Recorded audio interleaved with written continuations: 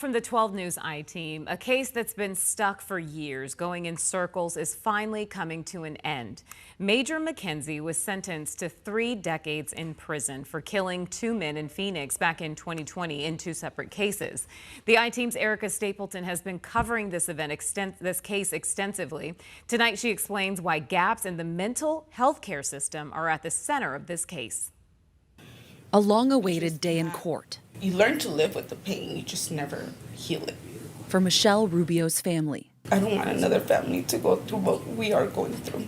Defendant Major McKenzie killed her brother Danny Rubio back in July 2020, stabbing him to death by his home near 36th Street in Thomas in Phoenix. When McKenzie was arrested, police also connected him to another murder in the area, Juan Martinez, who was killed in May 2020. Major McKenzie was reportedly homeless in the area, suffering from a serious mental illness. Danny was killed on the same day as his mother's birthday. I thought that day that my life had ended, his mom told the court, because I lost my only son. The situation made harder by the circles in court. Major McKenzie was found incompetent multiple times, ultimately resulting in the case starting over from the beginning 3 different times.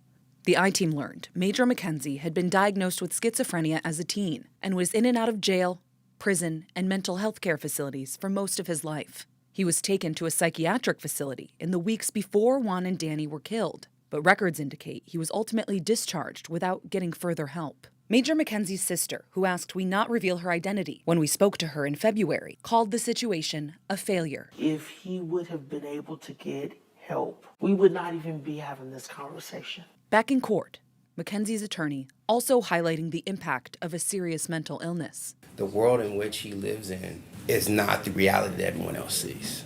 It's filled with paranoia, threats, fear.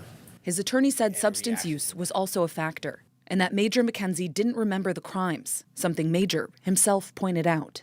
I had no idea that I had went that far. Major McKenzie pleaded no contest under the plea deal, and the judge found him guilty of 2 counts of reckless manslaughter. The state asked for the max, 40 years in prison, while the defense asked for the low end, 20 years.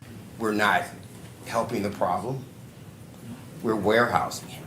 The judge went down the middle, sentencing Major McKenzie to 30 years in prison for the 2 killings.